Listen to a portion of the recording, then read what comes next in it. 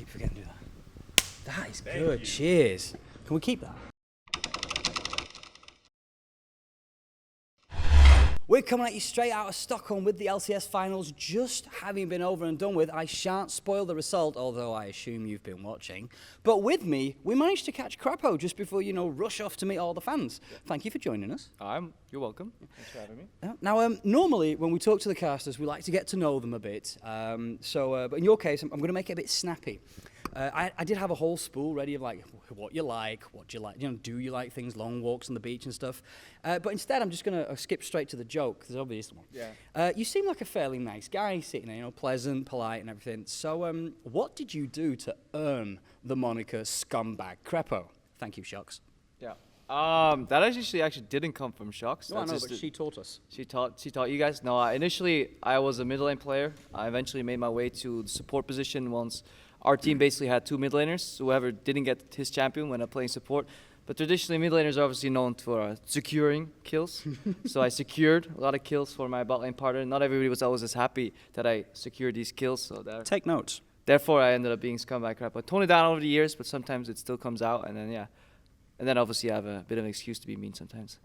That actually brings a point to it. Last time we talked to Deficio, we talked about what makes Danish players so specific, and he mentioned the fact that they all like to carry. Yeah. And we thought that's true actually. Every Danish player we've ever known played a carry, except Deficio. Yeah. But seeing as you both played the same role, and that you get to carry, does that actually make you more Danish than him?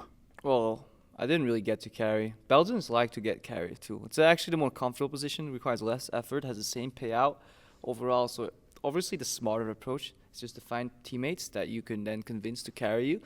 Managed to work for me for quite a while, and then eventually, once I couldn't cut it anymore, just became a caster, You walked straight into this next one. So is that what happened on the analyst desk? Because, when Shock started out, she was interviewing you.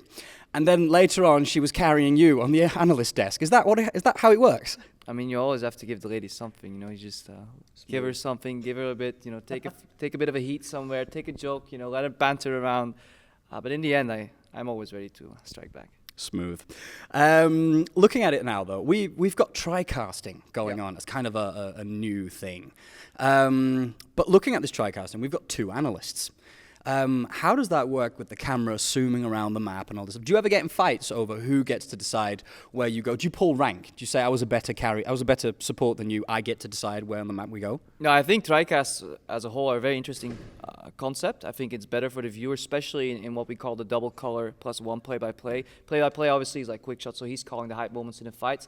And then one of us has to step up a bit in the hype, and then we take it down to the analysis level later. We do a lot of talking where we just thematically discuss what do we want our product to be. What do we want to come out? Timeshares, how many times or how many minutes does everybody get to talk over the cast? We don't really get competitive. If we have the same point, we try to just hand it off to each other halfway through. Because I know half the points that I make, Deficio has seen as well, because we talk so much about the game. We have a very similar approach.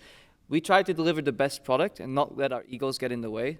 Same way, if we have a slightly different opinion, we're not going to say, hey, I disagree with you here super hard, Deficio, look at me, I'm super smart. No. The main goal of a cast is to deliver the best product to the fans, and then you just want to bounce around as much information as you can. We never take things personal, and we're just hypercritical as well. We can literally after a cast go, yeah, that point wasn't good, and nobody takes offense. And that's what I really like about our setup that we have here in the European office. We're just super straight with each other. And the way we divide, to get back to the initial question, how you approach these fights is just hand signals. So we have a couple of signals. For example, this means just like, okay, let me interject just a little bit. If I put my hand on the table, that's called tapping in. That means you have something to say. If both people tap in, you just look and you just do this. Sometimes I'm like, okay, I will step back from the cast. You guys banter a couple of rounds, then I will step in and tap in again. So we have a whole set of hand signals and even signals. We have a piece of paper with words on it that we can then approach. We can say stay on screen more, involve the action. So we have a lot of ways to communicate non-verbally during the cast, and I think that's what makes a better TryCast. That's really cool. I had no idea it was that complex. Well, moving on then. Looking at now how Origin have played, still won't spoil it. Yeah. But ex-Peke has obviously been playing with the thought of retiring after Worlds and things like that. Are you guys worried that he'll do like everyone else so far and just become a caster? Is there room on the thing for it? Or are you all going to have like a face-off? I'm not really worried because, Xpeke obviously stepped out of the limelight in Fnatic to make his own team, his own organization. So obviously, if he had the caster dream, he would have probably taken a different approach.